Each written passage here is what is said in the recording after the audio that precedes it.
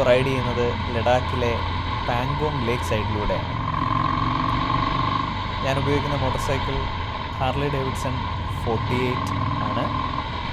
എൻ്റെ ride companions use ചെയ്യുന്നത് BMW GSA 1250 ആണ്. നമുക്ക് വിശേഷങ്ങളിലേക്ക് കടക്കുന്നതിന് മുമ്പ് ബൈക്കിൻ്റെ റോ സൗണ്ട് കേട്ട് തുടങ്ങാം.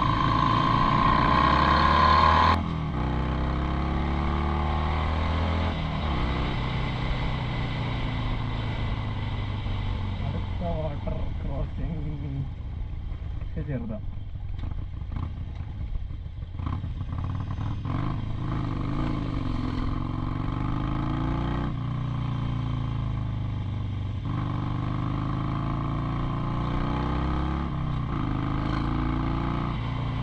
ഈ ടെറൈനിൽ പ്രാക്ടിക്കലി സ്യൂട്ട് ചെയ്യുന്നത് BMW GSA തന്നെയാണ്.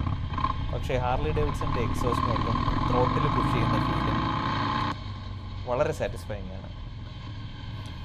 ഈ പാങ്കോങ് ലേക്ക് സൈഡിലൂടെയുള്ള റോഡ് ഒരു 30-40 കിലോമീറ്റർ ഇങ്ങനെയുണ്ട്. ഈ മൗണ്ടെയ്ൻസും ഈ നീല നിറത്തിലുള്ള പാങ്കോങ് ലേക്കും നമ്മൾ ബൈക്കിൽ യാത്ര ചെയ്യുമ്പോൾ ആ യാത്രയെ വളരെ മനോഹരമാക്കി മാറ്റും. ലഡാക്കിലെ തന്നെയുള്ള ചെറിയ ഗ്രാമങ്ങളായ മൻ, മെരാക്ക്, ചുഷുൽ ഇവയെ തമ്മിൽ നൂബ്ര വാലിയുമായിട്ട് കണക്ട് ചെയ്യുന്ന ഒരു റോഡാണിത്. പാങ്കോങ് ലേക്കിനെ പറ്റി പറയുകയാണെങ്കിൽ പാങ്കോങ് ലേക്കിൻ്റെ 60% ചൈനയിലാണ് സ്ഥിതി ചെയ്യുന്നത്. ഇന്ത്യൻ ബോർഡറിൻ്റെ ഭാഗത്തിൽ വരുന്ന ഒരു 40% നമുക്കിങ്ങനെ യാത്ര ചെയ്യാനും കാണാനും പറ്റുന്നത്. ഈ റോഡിനെ കുറിച്ച് പറയുകയാണെങ്കിൽ റോഡ് കണ്ടീഷൻ മിക്സ്ഡ് ആയിട്ടുള്ള റോഡ് കണ്ടീഷനാണ്. ചില ഭാഗങ്ങളിൽ നല്ല ടാർ റോഡാണ്, ഭൂരിഭാഗം ഇപ്പോൾ ടാർ റോഡാണ്. ചില സ്ഥലങ്ങളിൽ ചെറിയ റിവർ ക്രോസിംഗ് പോലെ വാട്ടർ ക്രോസിങ്സ് ഉണ്ട്. പിന്നെ ചെറിയ ഡേർട്ട് ട്രാക്ക് പോലെയും ഉണ്ട്. നമ്മൾ പരമാവധി രാവിലെ യാത്ര ചെയ്യാൻ ശ്രമിക്കുകയാണെങ്കിൽ ഈ വാട്ടർ ക്രോസിങ്സ് നമുക്ക് പരമാവധി അവോയ്ഡ് ചെയ്യാൻ പറ്റും. അതിൻ്റെ കാരണം ചൂട് കൂടുന്തോറും മലമുകളിലെ ഗ്ലേഷ്യേഴ്സ് മെൽറ്റായിട്ട് വെള്ളം ഒഴുകി റോഡിലേക്ക് ഇറങ്ങുന്നതാണ്.